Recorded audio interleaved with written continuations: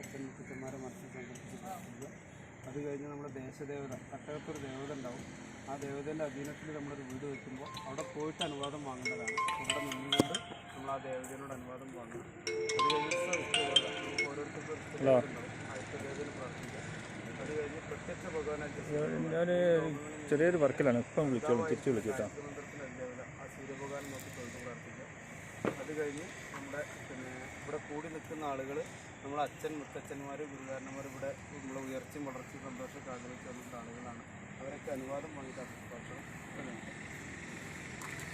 ഗംഗേ ജമുന ഗോദാവരി സരസ്വതി നർമ്മദേ സിന്ധു കാവേരി ജലസ്മിൻ സന്നിധിം ആപശ്ചിവാസം ശുഭാശിതാശ്ച നിർമ്മല പാവന ശീതള ശൈവ ഭൂതാസുരി ശ്രീ आपो इष्टामयो भुवस्तान उच्चेततातन महेरनाय जगतिसे योगशिव तमोरसस्य पाचयते हनः विशतीरूपमातरः तस्मा अरं इंद्रमामवः यस्य क्षया आयजिन्वदा आपो जनेदाचनः सूर्यश्च मामन्यश्च मन्यपदेश्च मन्यकृते यो पापे रक्षन्तां यद्रात्र्या पापमकारिशं मनसा वाचा हस्ताभ्यां पद्भ्यामुद्रेण कृष्णरात्रिस्पदबलं वदेत् किन्दुर्गमैदमहमाममृदयोनो श्रीयोगि स्वाहां यदिक्राणो अकारिशं जिष्णोरिष्यस्य वाजिनः शिरप्नो मुखागरत्न आयुधिकारिषत् आपो वायुधं सर्वं विश्वाभूतान्याप प्राणाव आप पशव आप अन्नमाप अमृतमाप सम्राडाप विराडाप सुराडाप सुन्दां स्याप यजों स्याप सत्यमाप सर्वदेवता आप ओं भोर् भुवस्वरों ओं भोर् भुवस्वरों ओं भोर्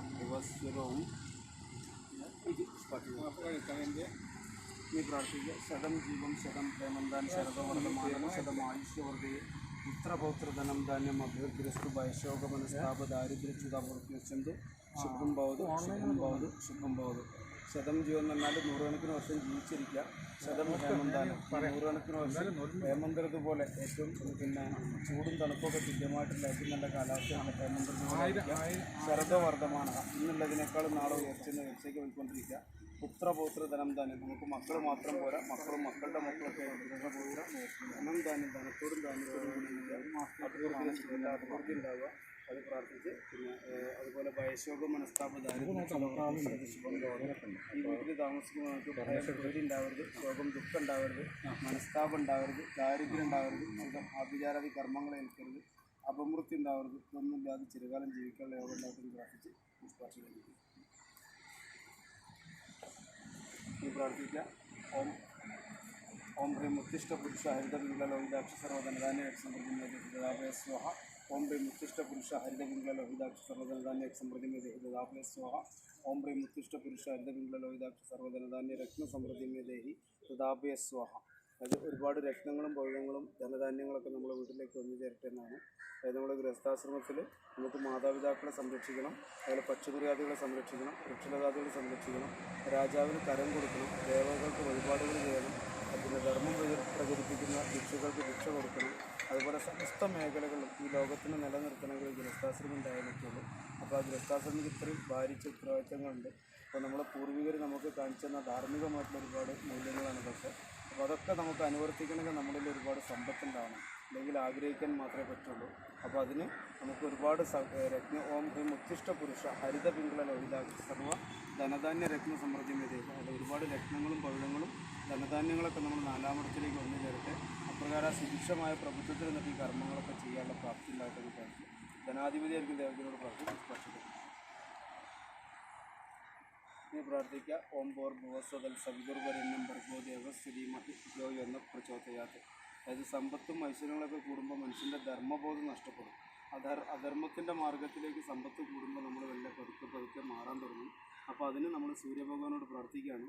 എപ്രകാരമാണോ അന്ധകാരത്തിൽ ഇരുട്ടിൽ സൂര്യനുദിച്ച് വെളിച്ചമുണ്ടായിട്ട് പകലുണ്ടാവുന്നത് എന്നതുപോലെ എന്നും ആ കർത്തവ്യത്തിൽ നമ്മളാരും ഓർമ്മപ്പെടുത്താൻ നിത്യം സ്വന്തം കർത്തവ്യത്തിൽ നിരതനായിരിക്കുന്ന സൂര്യഭഗവാനെ പോലെ നമ്മുടെ ഉള്ളിൽ നമ്മുടെ മനോമുകുരത്തിൽ അജ്ഞത എന്നുള്ള അറിവില്ലായ്മ എന്നുള്ള ആ ഇരുട്ടിലേക്ക് ആ സൂര്യൻ ഉദയം ചെയ്ത് നമ്മുടെ മനോമുകുരത്തിൽ എപ്പോഴും നല്ല ബുദ്ധിയും നല്ല ചിന്തകളും നല്ല പ്രവൃത്തികളൊക്കെ ഉണ്ടാകാൻ വേണ്ടിയിട്ട് നമ്മുടെ ബുദ്ധിയെ പ്രചോദിപ്പിക്കാൻ വേണ്ടിയിട്ട് സൂര്യഭഗവാൻ പറയുകയാണ്.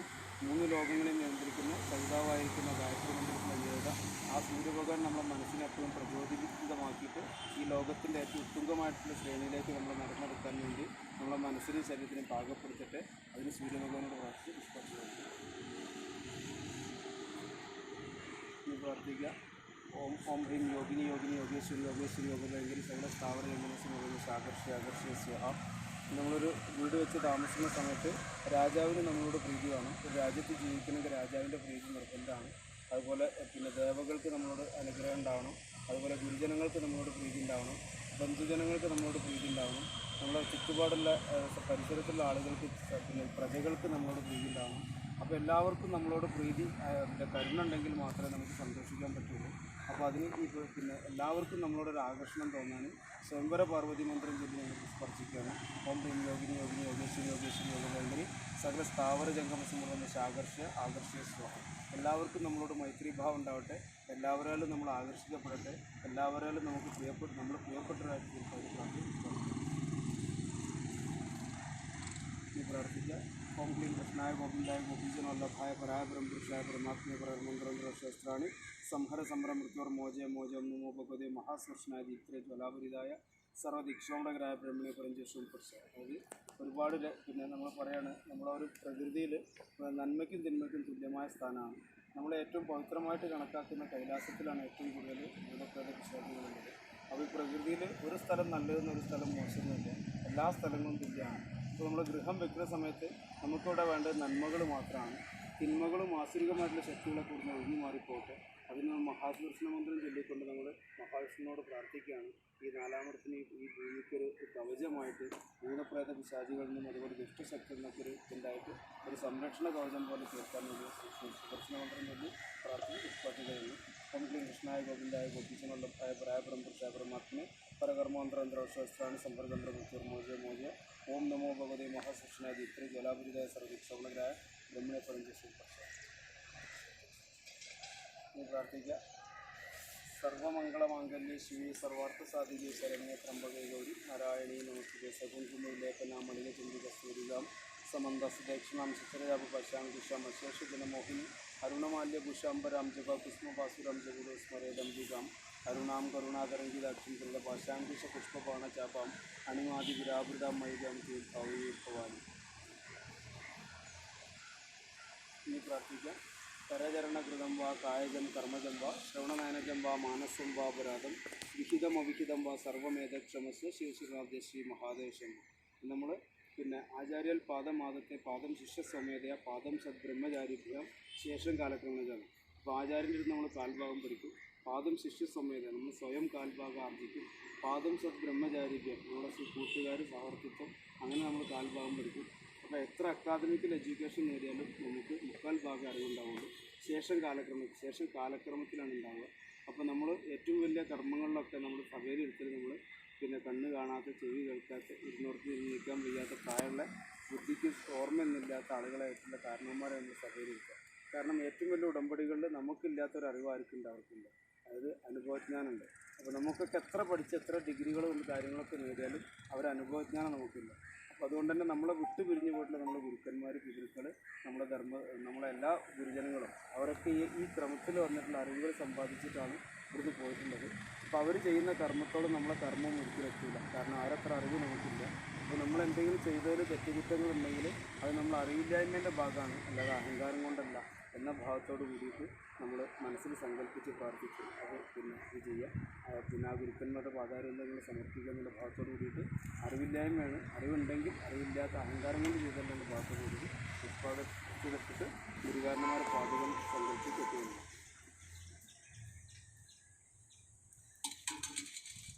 നമ്മൾ കന്നിമൂലയിൽ കുറ്റിയടിക്കുക വെച്ചാൽ തെക്കോട്ട് വീട് വന്ന പുത്രനാശമാണ്, പടിഞ്ഞാട്ട് ദ്രവ്യനാശമാണ്. അപ്പോൾ തെക്കോട്ടും പടിഞ്ഞാട്ടും വീട് വളരാതിരിക്കാനാണ് നമ്മൾ കന്നിമൂലയിൽ കുറ്റിയടിക്കുന്നത്. അപ്പോൾ തെക്കോട്ട് പോയാൽ ബ്രഹ്മസൂത്രം മുറി, പടിഞ്ഞാട്ട് വന്നാൽ യമസൂത്രം മുറി. അപ്പോൾ അത് രണ്ടും ഇല്ലാതിരിക്കാനാണ് ഇവിടെ കന്നിമൂലയിൽ കുറ്റിയടിക്കുന്നത്. അപ്പോൾ അത് ആനക്കൊമ്പ് കൊണ്ട് അടിക്കുന്നതാണ് ശാസ്ത്രം. അപ്പോൾ ആനക്കൊമ്പ് കിട്ടിയിട്ടില്ലെങ്കിൽ പിന്നെ കരിങ്ങാലി, പൂപ്പാതിരി, പൂവരസ്, വെറുത്തപ്ലാവിൻ്റെ കറിഞ്ഞിട്ടുള്ള കുറ്റിയൊക്കെ വെക്കും. അപ്പോൾ ഇത് ആനക്കൊമ്പിൻ്റെ മഹാമേരു പർവ്വതത്തിൻ്റെ സങ്കല്പമാണ്. അത് ആ മൂലയുടെ. ഇനി നമ്മൾ കുറ്റിയടിക്കുന്ന പാപകർമ്മമാണ്. ഭൂമിദേവിക്ക് വേദനിക്കുന്നവർ. അപ്പോൾ അതിന് പ്രായശ്ചിത്തം എന്നുള്ള ഭാഗത്തോട് കൂടിയിട്ട് തേനും നെയ്യും പാലും പനീരും 3 പ്രാവശ്യമായിട്ട് തന്നെ മുറട്ടിലേക്ക് കഴിക്കുക. അതിന് മുറട്ടിലേക്ക് കഴിക്കുക. മുറട്ടിക്ക് കഴിച്ചാൽ മതി.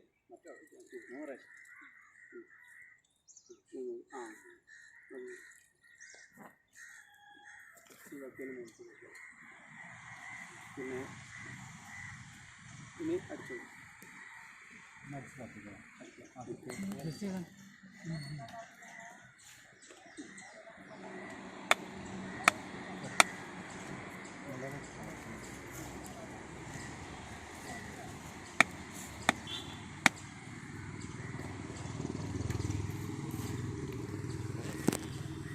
പുറം അടിച്ചോ ഒന്ന് തായി ഒന്ന് ഇടിച്ചോ ഊരി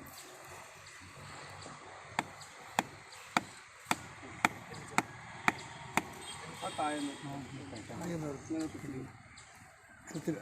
നിരത്തിൽ കുത്തോ കുറച്ചൊരു തള്ളി കൊടുക്കും. അവിടെ കുറച്ചൊരു തള്ളി കൊടുക്കും. നൂലുമ്പോൾ ടച്ച് ആണ്ട. അപ്പോൾ ആരൊക്കെ അടിക്കാനുള്ളവരൊക്കെ അടിച്ചോ.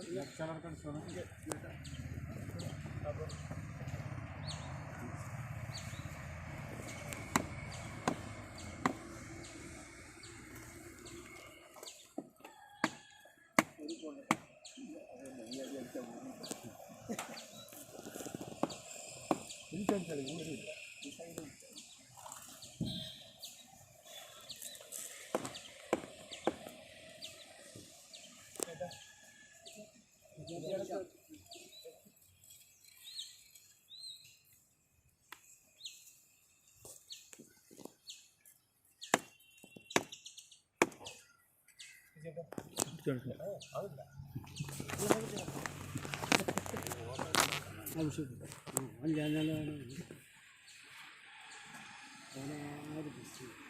ഉറക്കെ അടിക്കും കാണട്ടെ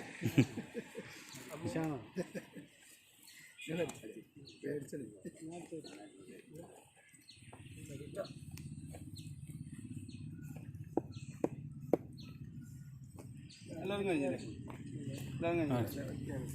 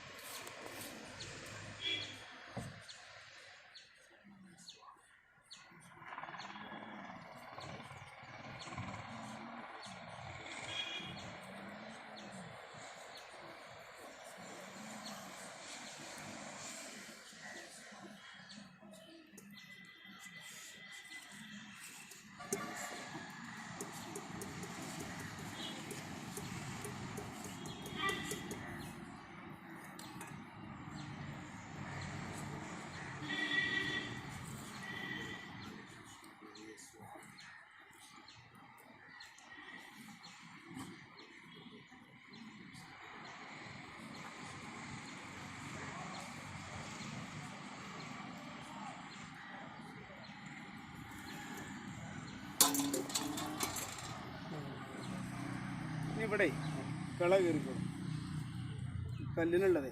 JCB പിന്നെ കയറുമ്പോൾ എന്ത് ചെയ്താൽ മതി? ഈ ഒരു തറന്നുണ്ട് കീറി തുടങ്ങാം. അപ്പോൾ പിന്നെ അതിന് ഇളക്കം വരില്ല. പിന്നെ അവിടുന്ന് പിക്കാസ് കൊണ്ടാണ് കൂട്ടി യോജിപ്പിച്ചാൽ മതി. അത് ഇട്ട കല്ല് ഇളക്കുന്നുണ്ടാണ്.